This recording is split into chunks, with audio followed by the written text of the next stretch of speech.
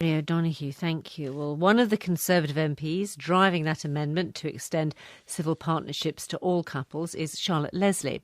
I asked her about her reasons. Well, I think if you've got a bill that's all about equality, you've got a sort of a glaring inequality that exists when it comes to civil partnerships.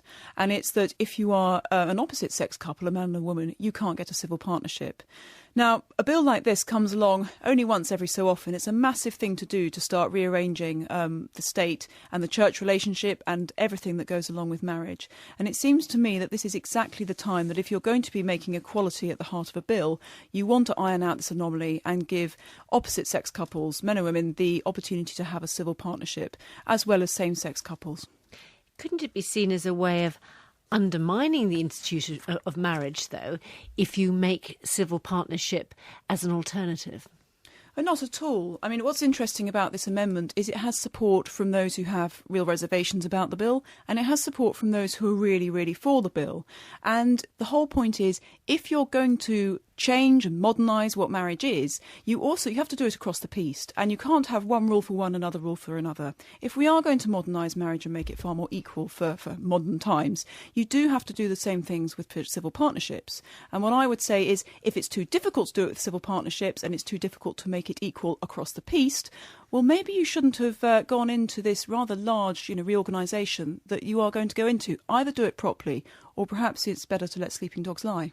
Well, the Archbishop of Canterbury has said today there's been guidance been issued. He warns that the amendment doesn't have any clear social good and will only create further confusion about the role of marriage in society. I mean, I think what this debate tells you is that what marriage is very controversial and very subjective. There are those who passionately believe that it's between a man and a woman for procreation, and there are those who equally passionately believe that it's a loving union between two people, and it doesn't matter whether those two people are same sex or different sex. Now, to be honest, as a state legislator, I don't feel it's my place to legislate on that very subjective view of marriage. I actually think that the state should only take care of the civil aspect of it, the tax, the divorce, the legal side of it, and let people decide for themselves what they feel their subjective marriage to be. Now, that is the question that this bill raised up. So it was always going to be controversial, because that is a very controversial thing to do. My support for this amendment is because actually I wished we'd grasp the bull by the horns in a much more intellectually brave way if we were going to do this, and iron out anomalies in our current marriage arrangements in a multicultural, multi-faith world, which is increasingly secular. Now, yes, that's a massive task, but that is what we're embarking upon. Now, the amendment is being seen as a bit of a Trojan horse, if you like, as a way of undermining the legislation on gay marriage itself. Nick Clegg has said today, even though he supports the idea of having civil partnerships for heterosexual couples, I don't want anything to interfere with the central purpose of this legislation, which is to provide the right to marriage to same-sex couples. I thought the central purpose of this legislation was equality and ironing out anomalies, and that's exactly what this amendment does. What government ministers have been telling us, though, is that it could end up costing a lot more money. The suggestion is it could be between £3 and £4 billion, because you'd have to extend pension rights. My point is, if you're going to do equality and rearrange marriage to make equality the central facet of it, you have to do it properly, and yes, it might cost. But if you don't want equality to be the centre of marriage, then don't introduce the bill. If you're going to do it properly. And what I wouldn't want to see is a bill go through with great big logical holes in it and intellectual inconsistencies. And I really do think that this amendment addresses that. Yes, everything has a practical cost, but if you're going to do something, do it properly.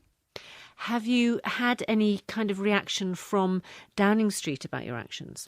No, I mean, we've been in discussion, and look, I fully understand the need to do things properly and the need to review things, but this opportunity isn't going to come again, and it just seems to me absurd that we pass up this opportunity to iron out a logical inconsistency. So even if this introduces a great deal of delay, possibly years of delay, about the introduction of gay marriage, you think it'll still be worth it? I think if you do anything that taps into something as fundamental to our society as marriage, you do have to think it through. You do have to do it properly. And those who will not benefit if we don't do it properly are those very people who we are trying to put on an equal footing. I mean, I have a lot of concerns about the bill. One of them's about adultery, and it's the fact that we may say equality in name, but actually it's only a label and it's not real equality. And that is insulting to those people who we are trying to serve and give an equal status. The costs could be substantial, though, couldn't they, if we're talking about these estimates of £3 to £4 billion at a time when you know just how tight government spending understanding is. It's a very odd one. On one level, people say this is a vote of conscience and it's about what you believe in.